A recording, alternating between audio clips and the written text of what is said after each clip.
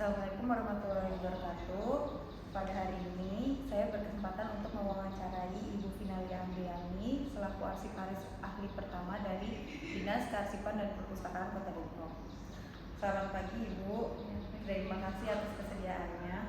Untuk mengawali wawancara hari ini, dapatkah Ibu menjelaskan secara singkat bagaimana proses akuisisi arsip sejarah yang dilakukan oleh Dinas Kearsipan dan Perpustakaan Kota Depok? Ya, terima kasih. Mulai awal untuk proses akuisisi yang pertama kali dilakukan adalah kami melakukan kegiatan penilaian dengan pedoman jadwal retensi arsip.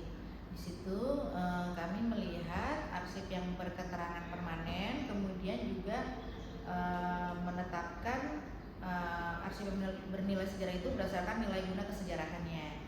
Jadi ketika di jadwal retensinya itu berketerangan permanen, ternyata tuh belum tentu dia termasuk ke dalam arsip bersejarah dan yang harus disimpan selama-lamanya di depo arsip gitu. Jadi kita harus melakukan penilaian lagi seperti itu. Baik Bu. Lalu untuk proses akuisisi arsip sejarah ini hanya dilakukan pada instansi pemerintah saja atau juga mencakup pada masyarakat umum atau tokoh lokal? Kalau untuk proses akuisisinya tidak hanya dilakukan kepada pemerintah, tapi juga kepada kepala daerah ya, kepala daerah periode sekian-sekian seperti itu. Misalnya wali kota periode tahun 99 sampai 2003 misalnya seperti itu. Jadi kalau untuk yang di instansi pemerintah itu baru Badan Keuangan terkait dengan Perda, peraturan daerah maupun peraturan wali kota yang mereka ciptakan. Kalau untuk yang yang untuk tokoh yang tadi adalah kepala daerah, itu dari mulai daftar riwayat hidupnya, kemudian pencapaian-pencapaian beliau, kemudian juga foto-fotonya, foto-foto misalnya ketika beliaunya sedang berkegiatan gitu atau sedang meresmikan apa, itu kami coba untuk melakukan akuisisi. Lalu Bu, bagaimana pendekatan atau strategi yang biasanya dilakukan untuk meyakinkan pemilik arsip agar bersedia menyerahkan atau memberikan akses arsipnya kepada pemerintah? Strateginya kami kebetulan ada standar satuan harga untuk beliau menjadi narasumber ya, itu sebagai reward kepada beliau sudah meluangkan waktu untuk bisa kami wawancara, kemudian juga arsipnya bisa kami kami akuisisi gitu. Cuman selain itu juga dalam bentuk material kami juga memberikan pemahaman bahwa apa yang mereka sampaikan itu akan bermanfaat gitu untuk masyarakat Depok pada umumnya, kemudian juga kepada riset yang yang membutuhkan bahan untuk penelitiannya. Kalau boleh tahu Bu, apa aja tantangan atau hambatan yang sering ditemui di dalam proses akuisisi arsip tersebut? Tantangannya tadi ya, pertama mereka kesibukan biasanya, karena faktor kesibukan, walaupun karena kebetulan yang kami untuk selain instansi pemerintah yang baru kami akuisisi adalah arsip tadi kepala daerah periode sekian-sekian, mereka setelah tidak menjadi kepala daerah itu ada beberapa yang memiliki kesibukan lainnya seperti ada yang jadi dosen seperti itu. Jadinya keterbatasan waktu untuk bertemu itu yang mungkin salah satunya jadi tantangan atau hambatan. Kemudian misalnya juga beliaunya sakit gitu kan, atau sudah berpulang gitu kan, jadi itu agak susah gitu untuk kalau misalnya yang sudah berpulang, sudah meninggal dunia, sudah wafat gitu, kita untuk sowan atau bertemu dengan anggota keluarganya. Kemudian juga ada beberapa yang tidak bersedia gitu untuk memberikan arsip-arsipnya gitu, karena mungkin itu merupakan memori keluarga gitu ya. Ada foto ayahnya yang sudah berpulang atau bagaimana. Nah itu kadang-kadang seperti itu juga hambatan yang kita temui. Lalu Bu, dalam konteks arsip sejarah lisan ini, seperti wawancara dengan tokoh lokal, bagaimana proses pengumpulan informasinya dilakukan? Proses pengumpulan informasi kami melakukan wawancara secara langsung ya kepada narasumbernya, kepada pelaku sejarahnya. Kemudian juga kita coba untuk pakai literatur ya, literatur terkait misalnya tokoh tersebut itu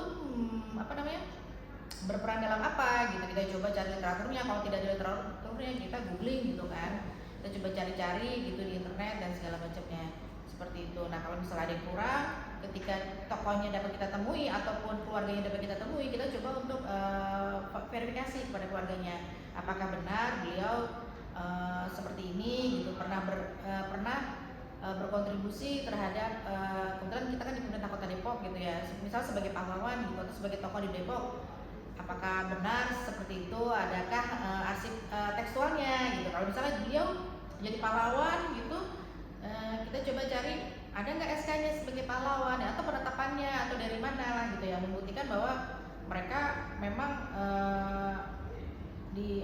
disebut sebagai pahlawan gitu. Jadi selain wawancara juga ada bukti fisiknya, ada arsip tekstualnya, ada legalitasnya seperti itu.